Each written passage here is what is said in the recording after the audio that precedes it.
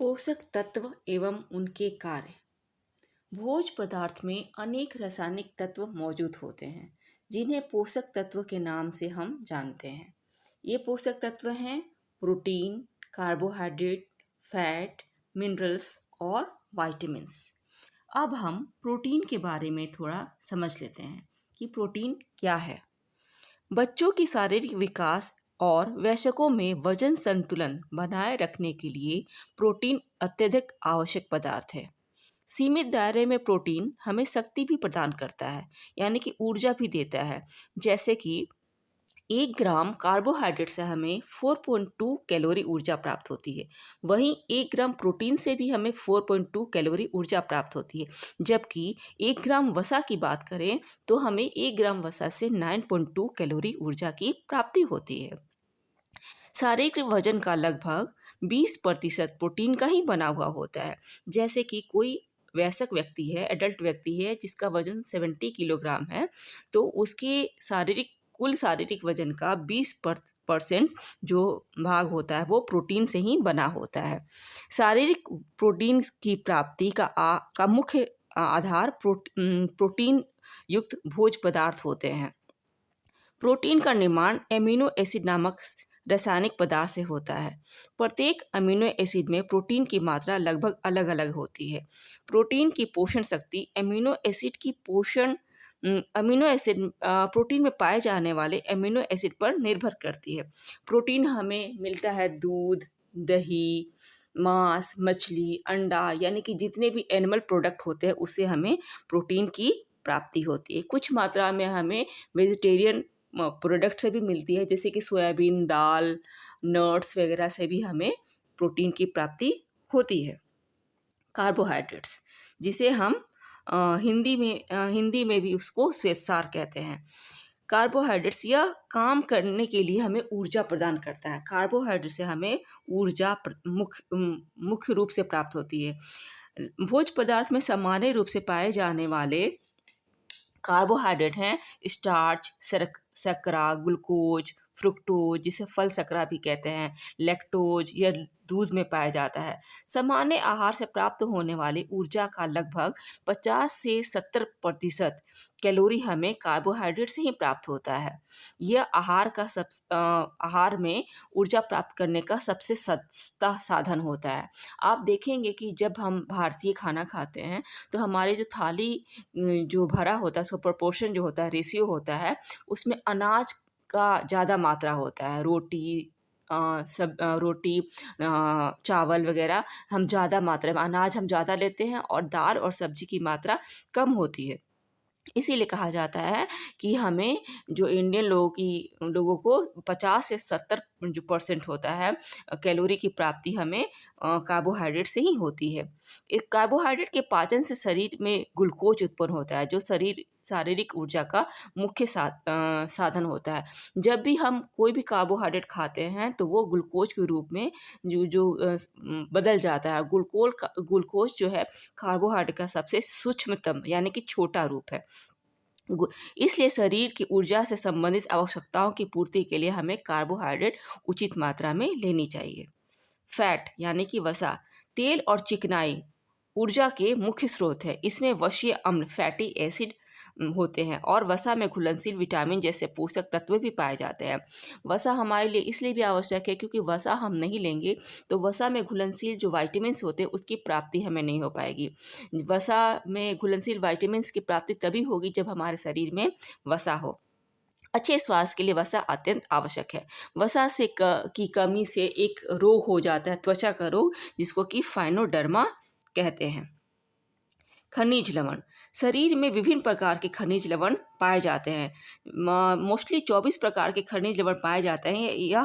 यह सब आहार के माध्यम से ही शरीर में पहुँचते हैं। इनमें calcium, phosphorus, potassium, sodium, chloride, magnesium, iron, copper, iodine, cobalt और जिंक इत्यादि प्रमुख हैं। खनिज लवण अनेक रासायनिक प्रक्रियाओं के लिए आवश्यक पदार्थ है। उदाहरण के लिए अगर हम मान लें तो कैल्शियम और फास्फोरस अस्थियों और दांतों के निर्माण के लिए आवश्यक है।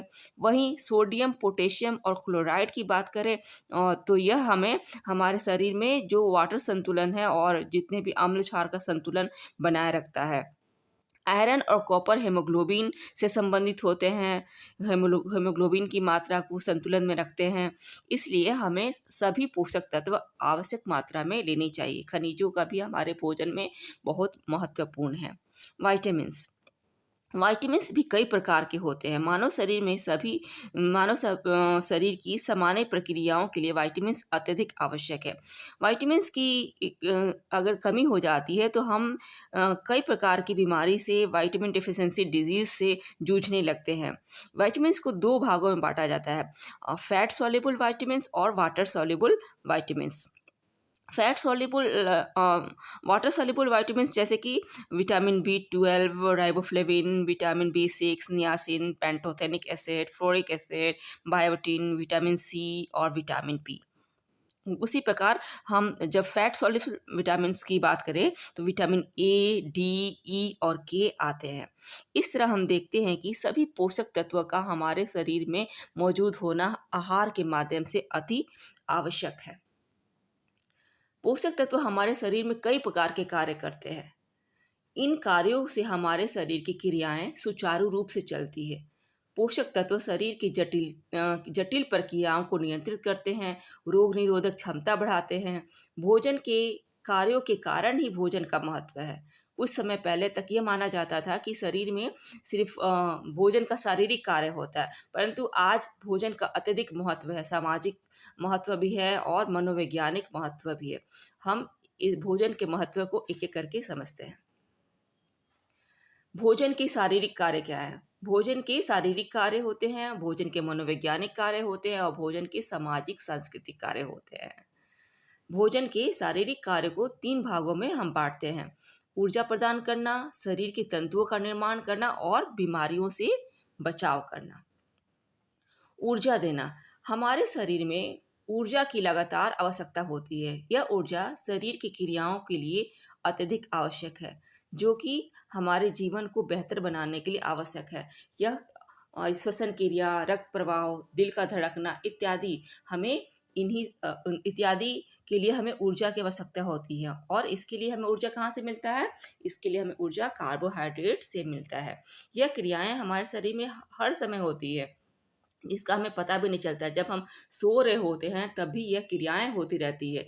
इन हमारे शरीर के अंदर भी कुछ ना कुछ होते रहता है ऐसा, और उसमें ऊर्जा की खपत होती है, ऊर्जा की आवश्यकता होती है। इन आंतरिक क्रियाओं के अतिरिक्त शरीर को बाह्य कार्य करने के लिए भी ऊर्जा की आवश्यकता होती है, जैसे कि चलना, दौड़ना, सोना, बात करना, खेलना इत्यादि। भोजन को पचाने के लिए, अवशोषित करने के लिए भी हमें ऊर्जा की आवश्यकता होती है। ये तो भोजन का पचाना, अवशोषित करना, भोजन को पचाना, अवशोषित करना, ऊतकों तक पहुँचाना, चाय पचे के लिए सब क्या है? ये अंदरूनी क्रियाएं हैं। तो इस अंदरूनी क्रियाएं के लिए भी हमें ऊर्जा की आवश्यकता होती है। यहाँ तक कि हमारे शरीर के तापमान को भी स्थिर करने के लिए, मेंटेन करने के लिए ऊर्जा की आवश्यकता होती है। ऊर्जा हमारे शरीर में भोजन में उपस्थित कार्बोज और वसा से प्राप्त होता है। किससे होता है हमें ऊर्जा की प्राप्ति? कार्बोज से और वसा से। अभी हमने आपको बताया कि कार्बोज से हमें कितना ऊर्जा मिलता है, एक ग्राम से 4.2, और जब वसा से सीधे डबल मिलता है 9.2 की हमें ऊर्जा की प्राप्ति होती है। कार्बोज के अच्छे स्रोत क्या है? अनाज है। अनाज, चीनी, गुड़, शहद, आलू इत्यादि कार्बोज के अच्छे स्रोत हैं। वहीं अच्छा वसा के लिए हम तेल, घी, मक्खन, मलाई, मेवे इत्यादि का इस्तेमाल करते हैं।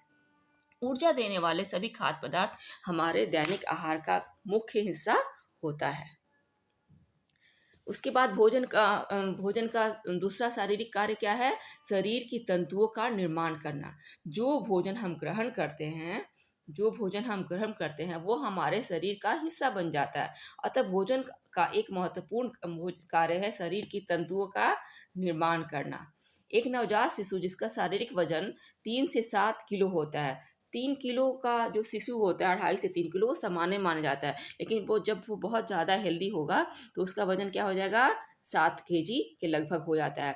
और वही शिशु, वही जो बच्चा होता है, जो नवजात होता है, वयस्क हो जाता है तो उसका वज़न क्या होता है, 55 से 70, सामान्य रूप से 55 से 70 हो जाता है।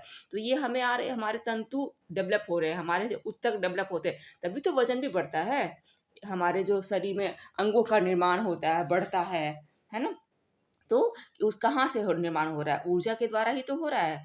तो इस प्रकार ऊर्जा क्या करता है, तंतुओं का निर्माण, भोजन क्या करता है, भोजन के द्वारा ही हमें ऊर्जा मिलती है और शक्ति मिलता है। तो भोजन क्या करता है, शारीरिक कार्य में तंतुओं का निर्माण करता है। ठीक है, तंतुओं का निर्माण करता है। यदि उचित प्रकार से भोजन मिलता रहता है तो व्यक्ति का समुचित विकास होता है। हम भोजन हमारे शरीर के ढांचे को भी बनाए रखने, यानी कि स्ट्रक्चर को बनाए रखने के लिए अत्यधिक आवश्यक है। स्ट्रक्चर यानी कि मेंटेन करने के लिए, अगर हम उचित मात्रा में बैलेंस आहार लेते हैं तो हमारा शरीर मेंटेन रहता है, ना ज़्यादा मोटा ना ज़्यादा पतला। छरहरी काया सबको पसंद है, तो इसके लिए हमें संतुलित आहार की आवश्यकता होती है। नए तंतुओं का निर्माण भी करता है भोजन। गर्भावस्था और बाल्यावस्था में नए तंतुओं का निर्माण लगातार होता है। आप जानते हैं कि गर्भावस्था में माँ के गर्भ के अंदर बच्चे का डेवलपमेंट होता है, विकास होता है, और उसके जो अंग होते हैं वो बनते हैं। तो गर्भावस्था में हमें भोजन की अधिक मात्रा में आवश्यकता होती है, यानी कि माँ का जो नॉर्मल डाइट होता है उससे डबल आहार की आवश्यकता होती है, ताकि बच्चे का संतुलित रूप से विकास हो। उसी तरह बाल्य अवस्था में बच्चे का डेवलपमेंट पीरियड होता है, विकास का समय होता है। तो अभी हमें उसमें भी लगातार तंतुओं का निर्माण होता रहता है, जो कि भोजन के माध्यम से ही होता है। इन शारीरिक अवस्थाओं के अतिरिक्त हमारे शरीर में हर आयु में पुराने तंतु टूटते रहे, पुराने जो ऊतक होते हैं वो उसमें टूट फूट होती रहती है और उसके स्थान पे नए ऊतक बनते हैं। अतः जीवन की किसी भी अवस्था में शारीरिक निर्माण के लिए आवश्यक पोषक तत्व की आवश्यकता बनी रहती है। फिर भोजन का तीसरा शारीरिक कार्य क्या है, बीमारियों से बचाव। यह शरीर को सुचारू रूप से चलाता है। भोजन का तीसरा शारीरिक कार्य है शरीर की क्रियाओं को सुचारू रूप से चलाना और बीमारियों से बचाव करना। क्या काम है भोजन का, भोजन का तीसरा काम है कि शरीर की क्रियाओं को सुचारू रूप से चलाना और शरीर को बीमारियों से बचाव करना। भोजन में उपस्थित पोषक तत्व की रोग प्रतिरोधक क्षमता में वृद्धि करते हैं। भोजन में जो वाइटामिन लेते हैं हम, मिनरल्स लेते हैं, वो क्या करते हैं, वो हमें हमारी रोग प्रतिरोधक क्षमता में वृद्धि करते हैं, इम्यूनिटी सिस्टम को बढ़ाते हैं, मजबूत रखते हैं। विटामिन, खनिज, लवण, प्रोटीन वह पोषक तत्व है जो शरीर में क्या करते हैं, रोग प्रतिरोधक क्षमता बढ़ाते हैं। आप देखते हैं ना कि जब कोई व्यक्ति बीमार होता है तो हम फल लेके जाते हैं, और बीमार व्यक्ति को डॉक्टर भी बोलते हैं कि आप उन्हें दूध खिलाइए, फल खिलाइए, सब्जियां, हरी सब्जियों का सेवन कराइए। तो उससे क्या होता है, उसमें इम्यूनिटी सिस्टम मजबूत होती है, रोग प्रतिरोधक क्षमता में वृद्धि होती है। विटामिन, खनिज, लवण ये क्या कहे जाते हैं, ये कहे जाते हैं सुरक्षात्मक पोषक तत्व के रूप में ये जाने जाते हैं। विटामिन और खनिज लवण सुरक्षात्मक पोषक तत्व के रूप में जाने जाते हैं। किसी विशेष विटामिन और अथवा खनिज लवण की कमी से शरीर में रोग उत्पन्न हो जाते हैं। जैसे कि विटामिन ए की कमी से क्या होता है, रतौंधी, लोह लवण की कमी से अनीमिया, ये रोग हो जाते हैं। यदि आहार में पर्याप्त मात्रा में विटामिन और खनिज लवण की प्राप्ति नहीं हो तो व्यक्ति में रोग प्रतिरोधक क्षमता की कमी हो जाती है। पोषक तत्व शरीर की विभिन्न महत्वपूर्ण क्रियाओं को नियंत्रित करते हैं। जैसे कि क्या करते हैं, शरीर की विभिन्न क्रियाएं क्या है, जैसे कि रक्त का थक्का बनना, है ना, थक्का बना, यानी कि जब चोट चपेट लग जाती है, कट जाता है, छिल जाता है, रक्त बहने लगता है, तो वहाँ रक्त का थक्का जमाने में भी पोषक तत्व कार्य करते हैं। अम्ल क्षार के संतुलन को संतुलित करते हैं, जल और इलेक्ट्रोलाइट के संतुलन को बनाए रखते हैं। इसके अतिरिक्त पोषक तत्व शरीर के तापमान को भी स्थिर बनाए रखने में महत्वपूर्ण कार्य करते हैं और शरीर से जो व्यर्थ पदार्थ होता है उससे उत्सर्जन के लिए भी, उसके निष्कासन के लिए भी पोषक तत्व की ही आवश्यकता होती है। इसको हम आगे पढ़ेंगे। भोजन का फिर कार्य है, पहले हमने अभी भोजन का शारीरिक कार्य देखा कि शारीरिक कार्य कौन कौन सा होता है। भोजन के शारीरिक कार्यों में हमने क्या देखा, हमने देखा कि शारीरिक कार्य ऊर्जा प्रदान करना, शरीर की तंतुओं का निर्माण करना और बीमारी से बचाव करके शरीर को सुचारू रूप से रखना। ठीक है? अब हम भोजन का देखेंगे सामाजिक कार्य, कि भोजन का सामाजिक कार्य क्या होता है। आपके मन में होगा कि भोजन सामाजिक कार्य क्या करता है। तो भोजन का हमारे लिए सामाजिक रूप से भी उतना ही महत्वपूर्ण है जितना कि शारीरिक रूप से। मनुष्य, हम सभी जानते हैं कि मनुष्य एक क्या है, सामाजिक प्राणी है, एवं भोजन सामाजिकता का माध्यम है। जब आप कहीं इकट्ठा होते हैं, शादी ब्याह में, बर्थडे में, या कोई सेलिब्रेशन करते हैं, तो भोजन के माध्यम से ही लोगों को इकट्ठा करते हैं, इम्प्रेस करने की भी कोशिश करते हैं, अपने स्टेटस को भी दिखलाते हैं, समाज में प्रतिष्ठा को भी दिखाते हैं। आप जब एक गरीब परिवार में जाइएगा, उसके यहाँ शादी होगा या बर्थडे वगैरह होगा, तो खाने का जो मेनू होता है वो एक नॉर्मल होता है। लेकिन जब एक संभ्रांत परिवार में जाइएगा, हाई सोसाइटी वाले फैमिली में जाइएगा, तो देखिएगा कि खाने का मेनू उनका बहुत ही अच्छा होता है, उम्दा होता है, और बहुत सारी वैरायटी होती है। तो इससे उनकी सामाजिकता पे असर पड़ता है।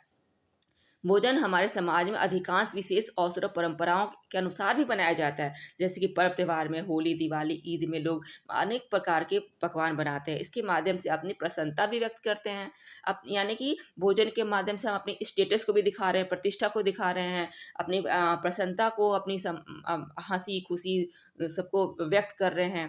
भोजन व्यक्तियों के साथ साथ लाने का भी महत्वपूर्ण माध्यम है। जैसे कि पार्टी, पिकनिक आदि आयोजन में व्यक्ति अपने परिवार, मित्रों के साथ भोजन ग्रहण करते हैं। इसके साथ भोजन करने में वातावरण आनंदमय हो जाता है, यानी कि अच्छा लगता है। सर, साथ मिलकर खाते हैं तो अच्छा लगता है, इकट्ठा करते हैं लोगों को, रिश्तेदारों को। तो ये भोजन का सामाजिक कार्य हो गया। हमने अभी शारीरिक कार्य देखा, भोजन का जो है शरीर के लिए क्या कार्य करता है, यानी कि शारीरिक कार्य, भोजन का सामाजिक कार्य। अब भोजन का हम मनोवैज्ञानिक कार्य देखेंगे कि भोजन का हमारे मन मस्तिष्क पे क्या असर पड़ता है। भोजन भावनाओं को व्यक्त करने का माध्यम है। जब आप खुश होते हैं और ये तो, या कोई अच्छा काम भी कर लेते हैं, तो आपके घर में आपके पेरेंट्स होते हैं, आपके लिए अच्छा खाना बनाते हैं कि आज हमारे बच्चे फर्स्ट आया है, बच्चे की जॉब लग गई है, या फिर बर्थडे है, तो खुशी व्यक्त करने का माध्यम भी होता है भोजन, है ना। और जब आप उदास होते हैं, दुख में होते हैं, तो कुछ खाने का भी मन नहीं करता है ना। तो भोजन भावनाओं को व्यक्त करने का माध्यम है। किसी को भोजन ग्रहण करने के लिए आमंत्रण देना, अतिथि के प्रति सम्मान और मित्रता दिखलाना भी भोजन का भावनात्मक मनोवैज्ञानिक कार्य करता है। परिचित स्वाद व्यक्ति को संतोष प्रदान करते हैं, है ना। गर्म पेय पदार्थ कुछ क्षणों के लिए व्यक्ति को थकान दूर करते हैं। माता अपने बच्चों की पसंद का भोजन परोसकर उनके प्रति अपने प्रेम को प्रदर्शित करती है। गृहिणी को स्वयं के द्वारा बनाए गए भोजन की प्रशंसा सुनकर खुशी होती है। तो ये सभी क्या है, ये सभी मनोवैज्ञानिक प्रभाव डालते हैं भोजन का, है ना। भोजन खुशी प्रशंसा प्रशंसा मिल रही है ना, खुशी महसूस कर रही है, तो क्या है, ये मनोवैज्ञानिक टर्म्स हैं, ये मनोवैज्ञानिक फॉर्म है जो लोगों को भोजन के माध्यम से प्राप्त होती है। तो इस प्रकार हमने आज के क्लास में देखा कि पोषक तत्व क्या होते हैं और पोषक तत्व के क्या क्या कार्य होते हैं। धन्यवाद।